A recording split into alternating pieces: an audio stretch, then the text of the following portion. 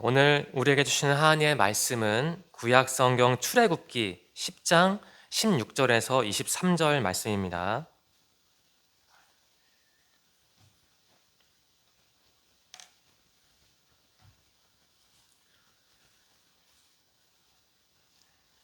바로가 모세와 아론을 급히 불러 이르되 내가 너희의 하나님 여호와와 너희에게 죄를 지었으니 바라건대 이번만 나의 죄를 용서하고 너희의 하나님 여호와께 구하여 이 죽음만은 내게서 떠나게 하라. 그가 바로에게서 나가서 여호와께 구하매 여호와께서 돌이켜 강렬한 서풍을 불게 하사 메뚜기를 홍해에 몰아넣으시니 애굽 온 땅에 메뚜기가 하나도 남지 아니하니라. 그러나 여호와께서 바로의 마음을 완악하게 하셨으므로 이스라엘 자손을 보내지 아니하였더라. 여호와께서 모세에게 이르시되 하늘을 향하여 내 손을 내밀어 애굽 땅 위에 흑암이 있게 하라. 곧 더듬을 만한 흑암이니라. 모세가 하늘을 향하여 손을 내밀매 캄캄한 흑암이 3일 동안 애굽 온 땅에 있어서 그동안은 사람들이 서로 볼 수 없으며 자기 처소에서 일어나는 자가 없으되 온 이스라엘 자손들이 거주하는 곳에는 빛이 있었더라. 아멘. 벌써 10월입니다. 성도님들은 이번 해를 어떻게 마무리하고 계신지요? 사실 올해가 아직 3개월 정도 남아 있습니다. 그래서 이 마무리라는 단어를 사용하는 게 어색하게 들릴 수도 있습니다. 그런데 우리가 사용한 달력, 양력이죠. 양력이 아니라 한번 교회력을 기준으로 볼까요? 이 교회력이라 함은 그리스도교가 지키는 절기들을 배열한 달력입니다. 이 교회력은 대림절로 시작을 합니다. 그래서 대림절은 한 해의 시작을 뜻하기도 합니다. 올해는요, 12월 1일 주일에 대림절이 시작합니다. 그러니까 교회력에 따르면요, 올해는 채 2달도 남지 않은 겁니다. 따라서 지금은 마무리를 하는 시기가 맞는 것 같습니다. 새로운 해는 새로운 기회를 의미합니다. 그 기회를 잘 활용하려면 계획을 세워야 하죠. 또한 이 과거를 돌아보는 작업도 필요합니다. 저는 올해를 마무리하면서 자연스럽게 지난 시간을 돌아보게 됩니다. 지난 9개월만 보는 게 아니고요. 몇 년 전의 일도 다시 생각하게 됩니다. 성도님들께 지난 9개월은 어떤 시간이었습니까? 좋은 일도 있었지만 우리의 마음을 어둡게 만드는 일도 있었죠. 좀 더 뒤로 가볼까요? 전 세계는 불과 몇 년 전에 어둠에 빠졌습니다. 이 코로나19 사태가 정말 심각하지 않았습니까? 많은 사람이 어려움을 겪었지요. 전 세계가 이 코로나라는 어둠에 빠졌을 때 어느 날 저는 이 본문 말씀을 묵상하게 되었습니다. 아마 당시 상황 때문이었는지 이 본문이 제 마음에 깊이 다가왔습니다. 하지만 제가 느꼈던 마음의 진동은 점차 약해졌습니다. 왜냐하면 사태가 시간이 흐름에 따라 개선됐거든요. 그런데 최근 들어 이 본문 말씀이 제 마음에 다시 다가오기 시작했습니다. 여러 보도와 자료가 지적합니다. 우리나라가 위기를 겪고 있다는 사실을 보여줍니다. 가령 국가 채무와 가계 부채가 상상을 초월하죠. 물론 우리나라뿐만 아니라 다른 여러 나라도 경제적인 위기를 겪고 있습니다. 경제만 위기일까요? 기후 위기도 심각합니다. 여러 나라가 아우성입니다. 우리도 이번 여름에 열대야를 한 달 넘게 겪지 않았습니까? 지난 7월에 우리 교회 중고등부는 경기도 시흥에서 개최된 수련회에 참석했습니다. 강사 중에 한 분이 다니엘 김이라는 목사님이셨습니다. 그분이 설교 중에 기후 위기가 참 심각하다라고 말씀하셨던 게 기억이 납니다. 그분은 또 다른 심각한 문제로 전쟁을 언급했습니다. 아시다시피 우크라이나와 러시아가 전쟁 중이고요. 현재 중동의 상황도 심상치가 않습니다. 현재 세계 분위기는 그처럼 긴박합니다. 다니엘 김 목사님은 그러한 여러 상황을 지적하면서 우려하기를 내년에도 이 수련회가 개최될 수 있을지 모르겠다, 그런 말씀을 하시더라고요. 네, 지금 우리는 그처럼 복합적인 위기를 겪고 있습니다. 어둠이죠. 그런데요, 3200년 전에도 어둠이 있었습니다. 모세가 살던 시대였습니다. 장소는 이집트였습니다. 당시 사람들이 겪었던 혼란은 우리가 겪고 있는 그것과는 차원이 많이 다르죠. 하지만 그때와 지금은 충분히 비교할 수 있습니다. 또 비교해야만 합니다. 그렇게 해야만 이 말씀을 우리에게 더 잘 적용할 수 있기 때문입니다. 그렇게 적용할 때 하나님의 마음을 우리가 알 수 있을 것입니다. 당시 이스라엘 사람들은요, 이집트에서 살았습니다. 노예 생활 참 힘겨운 삶이었죠. 어느 순간 이스라엘은 고통을 더는 참지 못했고 하나님께 탄원을 했습니다. 주님은 그 기도를 들으시고 모세를 부르셨습니다. 그분의 뜻은 이스라엘 민족의 해방이었습니다. 하지만 이집트 왕 파라오죠. 이 파라오의 생각은 주님의 뜻과는 전혀 달랐습니다. 저 왕은 당돌했고 완고했습니다. 그래서 주님은 이집트 땅에 재앙을 내리셨죠.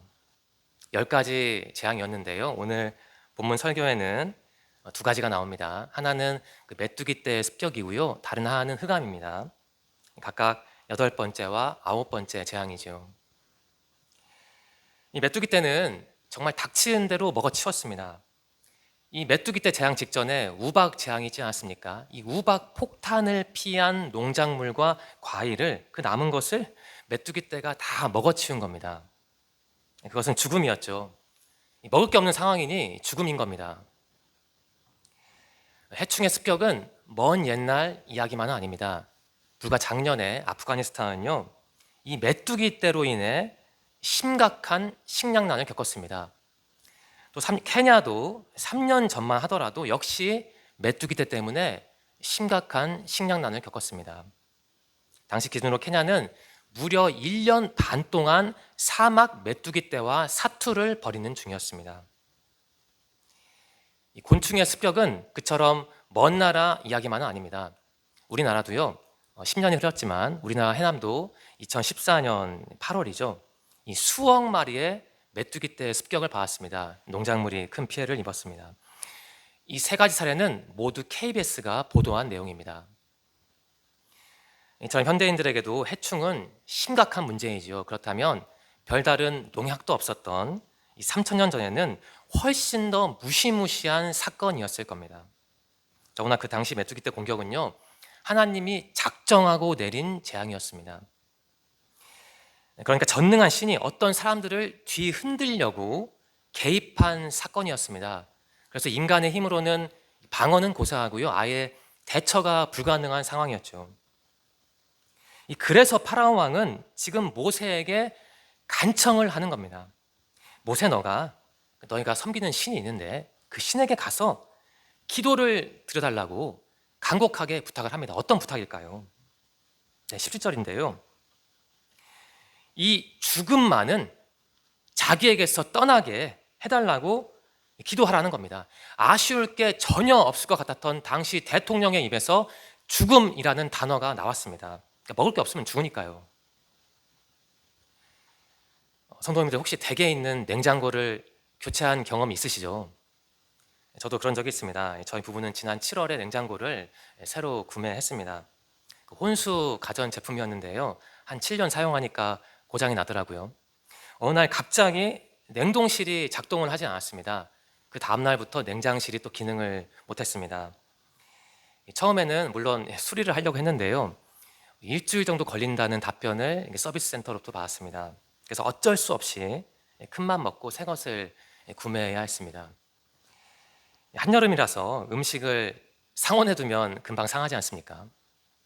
더구나 그 냉장고 안에 음식을 어디 맡길 데도 없고요. 그래서 제때 수리를 할 수 없다면 빨리 새로운 제품을 구매해서 그 음식을 잘 보관해야 했습니다. 저희 부부도 평일에 일을 해야 합니다. 둘이 손잡고 사이좋게 그런 매장을 돌아다닐 여유는 없죠.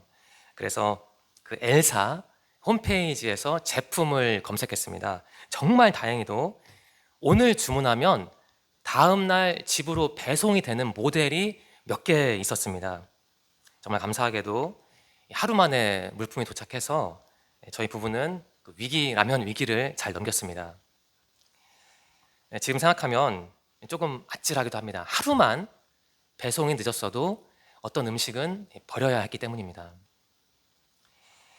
그리 비싸지도 않은 가전제품 하나 때문에 제가 그렇게 당황할지는 예상을 못했습니다. 한여름에 냉장고가 고장나면 난감하죠. 겨울이라면 음식을 잠시 베란다에 보관할 수 있습니다. 그러면 상하지는 않을 겁니다. 하지만 여름이라면 결코 쉽지 않은 문제입니다. 자칫 귀한 음식을 버리게 될 수도 있으니까요. 저는 지난 7월에 그 고장난 저희 집 냉장고를 생각하면서 마음이 사실 조금 답답했습니다. 그 이유는요, 좀 말씀드리기 다소 민망하기도 한데요. 제 먹을거리가 눈앞에서 사라져 갔기 때문입니다. 개인적인 경험을 말씀드린 이유가 있습니다. 저는 그 먹을 것 때문에 당황했던 제 자신을 생각하면서 이 파라오 왕의 심정을 조금 더 잘 이해할 수 있었습니다. 저 왕은요, 해충 때문에 먹을 게 사라져 가는 것을 두 눈으로 똑똑히 봤습니다. 그 사람은 심정이 어땠을까요? 너무나도 막막했을 겁니다. 국가가 부도날 수도 있는 상황이었으니까요. 돈과 권력이 있으면 뭐합니까?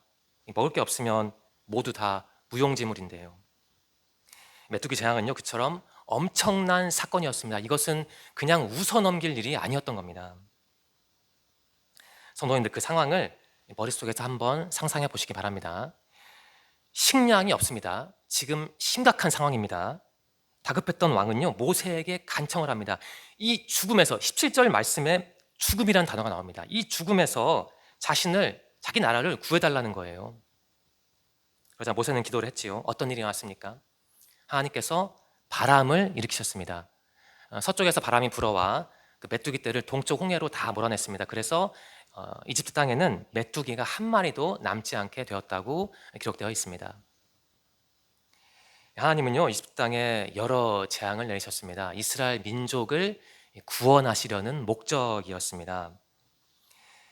메뚜기 재앙은요, 그 중에서 10가지 재앙 중에서 무려 8번째 재앙이었습니다.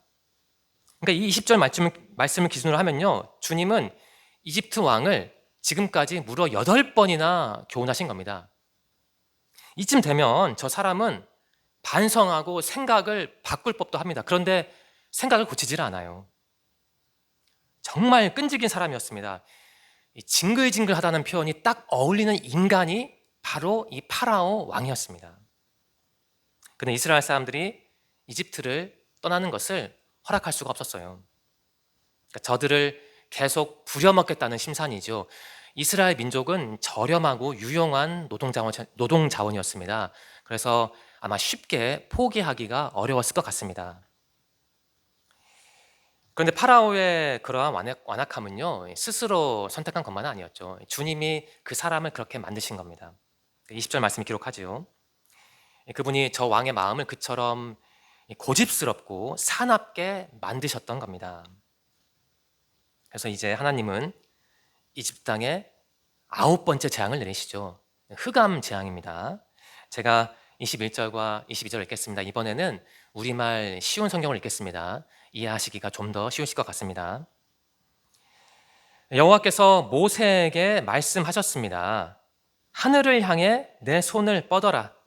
그러면 어두움이 이집트 땅을 덮을 것이다. 곧 손으로 더듬어야 할 만큼 짙은 어두움이 임할 것이다. 그리하여 모세는 하늘을 향해 손을 뻗었습니다.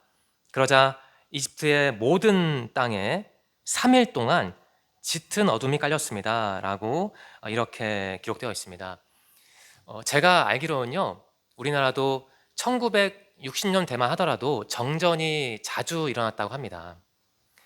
아마 성도님들 중에서도 기억하시는 분들이 계실지도 모르겠습니다. 그처럼 예전에는 정전이 빈번했는데요, 그 사실이 저에게는 마음에 깊이 사실 다가오지는 않습니다. 왜냐하면 저는 지금까지 살아오면서 정전을 많이 접하지는 못했기 때문입니다.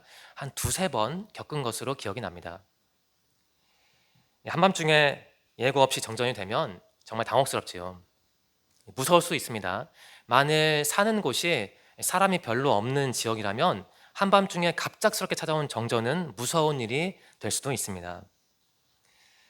저는 정전, 그러니까 어둠이죠. 어둠이 주는 그러한 무서움, 두려움을 성도님들만큼 많이 느끼지는 못했습니다. 하지만 저도 어둠이 일으키는 그러한 두려움, 무서움을 잘 알고 있습니다. 제가 어릴 때 겪은 일이 있습니다. 어느 날 이모 댁에 놀러 갔습니다. 제가 초등학교 때 겪은 일인데요. 정확한 해는 기억나지 않고 아마 80년대 후반일 것 같습니다. 그러니까 어머니와 함께 이모 댁을 방문했습니다. 그곳은 시골이었는데요. 이모와 함께 식사도 하고 저와 동갑인 사촌과 즐겁게 놀았던 기억이 납니다. 저녁이 되었고 집에 돌아갈 시간이 되었습니다. 정류장에서 버스를 기다리고 있었는데요. 이모와 이모 아들도 저와 어머니를 배웅하러 그 정류장에서 함께 기다리고 있었습니다. 앞서 말씀드린 대로 그곳은 시골이었습니다. 집도 별로 없고요. 논과 밭과 산으로 둘러싸인 지역입니다. 작은 마을이었습니다. 그러한 곳에 지금처럼 가로등이 촘촘하게 설치되어 있지는 않죠. 더구나 주변이 논과 밭과 산이라서 밤이 되면 저녁이 되면 그야말로 깜깜합니다. 그 정류장에서 저와 사촌은 버스를 기다리면서 잠시 놀이를 했습니다. 길이 난 저쪽으로 누가 더 멀리 가느냐를 겨루는 놀이였습니다. 그 길에는 가로등이 없었거든요. 들어갈수록 어두워졌습니다. 말하자면 누가 더 용감한가? 그런 것이었습니다. 어린 두 소년이 유치하게 담력을 겨루었던 겁니다. 정류장에서 멀어질수록 껌껌해졌고요. 그런 만큼 제 마음 안에 있는 두려움도 커져갔습니다. 도저히 아주 멀리 갈 수가 없었습니다. 무서웠으니까요. 한 15m, 20m나 갔을까요? 어둠 속으로 들어갔더니 너무 겁이 나서 도저히 들어갈 수는 없어서 재빨리 어머니가 계셨던 정류장으로 돌아왔던 기억이 납니다. 네, 개인적인 경험을 말씀드렸습니다. 정전이 빈발했던 60년대에만 조명 없던 밤이 무서웠을까요? 이 80년대 시골에서만 달도 없는 밤이 무서웠을까요? 네, 그렇지 않죠. 지금도 어둠은 인간에게 참 두려운 대상입니다. 가령 혼자 한밤중에 산속을 산책한다고 상상해 보십시오. 결코 유쾌하지 않습니다. 혼자여서 그렇기도 하지만 밤, 어둠이 일으키는 그러한 본질적인 무서움, 두려움이 있는 겁니다. 저는 이 본문 21절과 22절 말씀을 묵상하면서요. 당시 이스라엘 사람들이, 이집트 사람들이 정말 무서웠겠다라는 생각을 자연스럽게 하게 되었습니다. 누군가에든 이 성경 이야기가 마음에 크게 와닿지 않을 수도 있습니다. 왜냐하면 지금 우리는 인공 조명을 얼마든지 사용할 수 있기 때문입니다. 하지만 이 기록의 시대적인 배경은 무려 3,000년 전입니다. 당시 사람들에게 이 빛이 없는 상황은 그야말로 공포였을 겁니다. 더 나아가서 그것은 한 국가의 운명을 뒤흔드는 사건이었을 겁니다. 그런데 이 부분에서요, 굉장히 중요한 교훈이 나옵니다. 성도님들 혹시 그 교훈을 발견하셨습니까? 그 이집트 땅이 흑암에 휩싸였다는 것도 중요한 교훈이 아닙니다. 사람들이 그 어둠 때문에 공포를 느꼈다는 것도 중요한 게 아닙니다. 그러면 21절과 22절 말씀에서 우리가 얻어야 할 진짜 중요한 교훈은 뭘까요? 바로 이겁니다. 이집트를 캄캄하게 만든 분이 바로 하나님이라는 교훈입니다. 누구나 다 아는 당연한 사실인데 그게 무슨 교훈입니까? 라고 반문하는 분들이 계실지도 모르겠습니다. 하지만 주님이 그렇게 역사하셨다라는 사실은 굉장히 중요합니다. 왜냐하면요, 이 이집트를 덮은 저 흑암이요, 단순한 자연 현상이 아니었기 때문입니다. 이 성도님 중에 혹시 이 흑암 기록을요, 그 자연 현상 가령 일식, 그러니까 달이 태양을 가리는 현상이죠, 일식으로 해석하는 분들이 계실지도 모르겠습니다. 하지만 성경은요, 이 어둠이 무려 3일 동안 지속되었다고 기록되어 있습니다. 그 일식 같은 자연 현상이 3일 동안 지속되지는 않지요. 네, 그러면 모래 바람은 어떨까요? 그 사막에는 모래 바람이 잘 불지 않습니까? 모래 바람이 불면 태양빛이 가려지기 때문에 상당히 어둡습니다. 만일 그 규모가 심하면 정말 며칠 동안 어둠이 임할 수도 있죠. 그런데 성경에 따르면요, 이스라엘 민족이 거하는 땅, 고센 땅인데요, 그곳에는 빛이 있었다고 기록되어 있습니다. 자, 그러면요, 이 사건은 자연현상으로 설명하기가 어려운 사건입니다. 대신 이렇게 이해해야 합니다. 이 사건은요, 과학적으로 설명할 수 없습니다. 이스라엘 민족이나 이집트 민족 모두 전에는 듣도 보지 못한 엄청난 사건이었던 겁니다.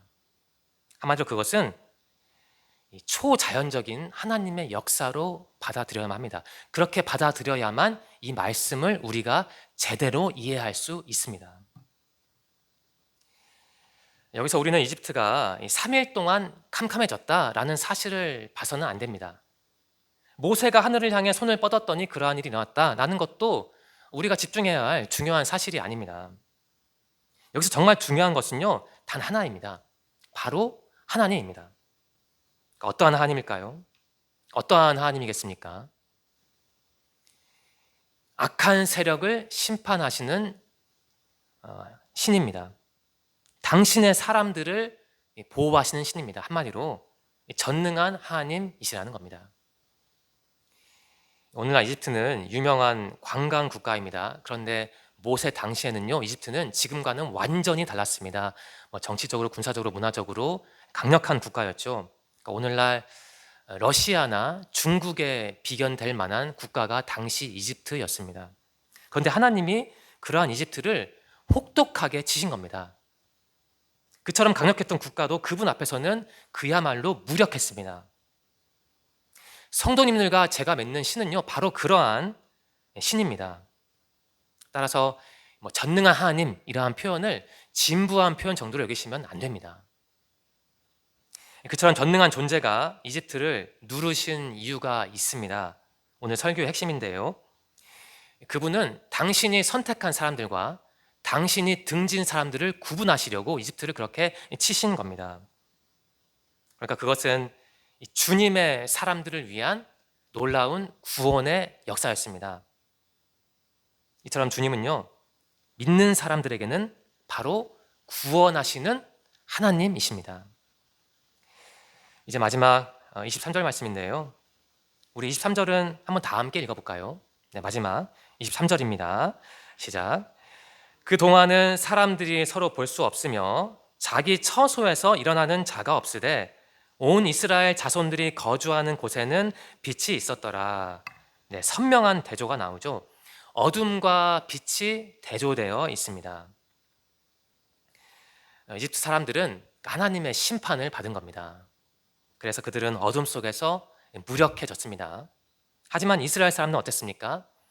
이 빛 가운데 거했다고 기록되어 있습니다. 그러니까 주님이 그렇게 구원하신 겁니다.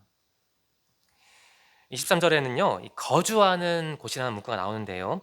당시 이스라엘 사람들은 노예였는데요, 이 집단을 이루어 살았습니다. 이 고센 땅이라는 곳이 그들의 거주지였는데요. 고센 땅은 이 나일강과 지중해가 만나는 그 지점에 있습니다.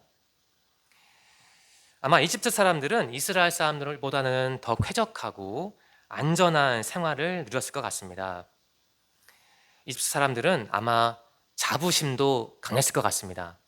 당시 노예였던 이스라엘 사람들을 보면서 무시했을 수도 있죠. 아마 무시했을 겁니다. 근데 지금 어떻습니까? 이제 처지가요, 완전히 뒤바뀐 겁니다. 그러니까 이집트 사람들은 어둠에 잠겼습니다. 하지만 이스라엘 사람들의 거주지에는 빛이 있었다고 기록되어 있습니다. 전능하신 그분이 당신의 사람들을 그렇게 보호하시는 겁니다. 네, 본문 말씀을 이제 우리에게 적용을 해보겠습니다. 성도님들, 이 이야기를 단지 수천 년 전의 이야기로 제한하면 안 됩니다. 오늘날 전 세계를 보십시오. 오늘날 그 전 세계의 상황이 어떻습니까? 여러모로 혼란스럽습니다.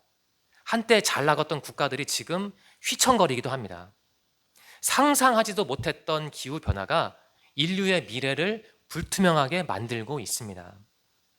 무엇보다 주님을 부정하는 인식이 팽배하지요. 그러니까 사회적으로 보나 신앙적으로 보나 지금은 캄캄한 상황입니다. 오늘날 한국 사회의 모습이 이 당시 이집트 사회의 모습과 겹쳐 보입니다. 우리 사회의 복합적인 위기는 당시 이집트의 여러 위기와 비견될 만합니다. 그때처럼 지금도 이 비신앙적인 분위기로 사회가 물들어 있지 않습니까? 그리스도인들은 억울한 일도 겪습니다. 단지 그분을 섬긴다는 이유 하나만으로요. 어찌 보면 성도님들과 제가 당시 이스라엘 사람들처럼 보이기도 하네요. 우리는 이처럼 어두운 세상에서 살고 있습니다. 하지만 그것에 흔들리면 안 됩니다. 왜냐하면 하나님께서 이 본문 말씀을 오늘 우리에게 주셨기 때문입니다. 이 본문 말씀의 교훈은 정말 간단합니다. 아무리 돈과 권력이 있어도 주님을 의지하지 않으면 어둠에 빠진다는 겁니다. 하지만 세상이 아무리 어두워도 주님을 신뢰하면 그런 사람은 살아남는다는 겁니다. 즉 하나님이 믿는 자들을 보호하신다라는 것이 본문 말씀의 중요한 교훈입니다. 설교를 마치려 합니다. 저 파라오 왕은요, 하나님을 경외하지도 않았습니다. 신뢰하지도 않았습니다. 그래서 어떻게 됐나요? 부서졌습니다. 오늘날 많은 사람이 이 파라오 왕처럼 살지 않습니까? 자신이 가진 자원을 가장 의지합니다. 자기 자신을 사랑합니다. 타인을 착취하고요. 타인의 울부짖음에 부르짖음에 귀를 막습니다. 주님을 무시하는 행태이죠. 하지만 당시 이스라엘 사람들은 파라오와 달랐습니다. 그들은 주님을 의지했습니다. 빛의 공동체, 신앙 공동체였습니다. 그래서 어떻게 됐습니까? 살아남았죠. 그리고 번성했습니다. 오늘날에도 이러한 빛의 공동체, 신앙의 공동체가 있습니다. 바로 우리가, 성도님들과 제가 그러한 공동체를 이루고 있는 겁니다. 그러니까 주님은 우리와 지금 함께하고 계신 겁니다. 참 여러모로 혼란스러운 시대라고 합니다. 미래가 불투명하다고 말을 하지요. 하지만 주님은 오늘 성도님들을 선택하셨습니다. 오늘 이곳으로 인도하셨고요. 그리고 교훈을 주셨습니다. 어떤 교훈인가요? 살 길을 열어주시는 분은 하나님이라는 교훈입니다. 성도님들, 지금은 이 세상적인 것에 기댈 때가 아닙니다. 그 이집트의 권력과 부유함도 흑암을 넘어서지를 못했습니다. 저들을 보면서 우리는 깨달아야 합니다. 주님을 가장 의지해야 살아남는다라는 것을 깨달아야 합니다. 세상이 아무리 어두워도 그분은 나를 보호하신다라는 것을 깨닫고 믿어야 하는 겁니다. 네, 마지막으로 성도님들께 질문을 드리겠습니다. 성도님들은 나를 보호하시는 전능한 하나님을 신뢰하십니까? 그분을 그냥 믿는 게 아니라요, 그 무엇보다, 그 누구보다 믿으십니까? 과거가 아닙니다. 미래도 아닙니다. 지금 이 자리에서 성도님들은 나를 보호하시는 전능한 하나님을 신뢰하시나요? 저는 성도님들께서 빛 가운데 거하시기를 바랍니다. 주님만을 경외하시기를 바랍니다. 그래서 이 어두운 한국 사회에서도요, 하나님이 주시는 은혜와 복을 풍성히 누리시기를 간절히 소망합니다. 기도드리겠습니다. 하나님 감사합니다.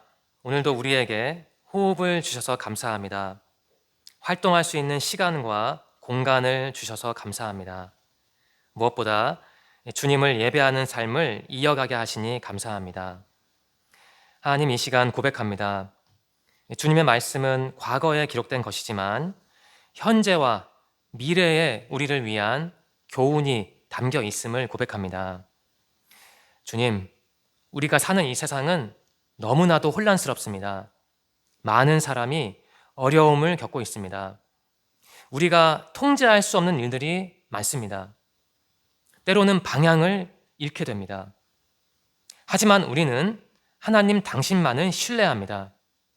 주님께서 보호하시고 인도하심을 믿습니다. 전능하신 하나님이 우리를 책임져 주실 것을 믿습니다. 오늘 귀한 말씀을 통해 하나님의 주권을 배웠습니다. 주신 교훈을 마음에 간직하려 합니다. 나를 보호하시는 하나님을 믿으며 두려움을 이길 수 있도록 인도하여 주시옵소서. 예수님의 이름으로 감사하며 기도드립니다. 아멘.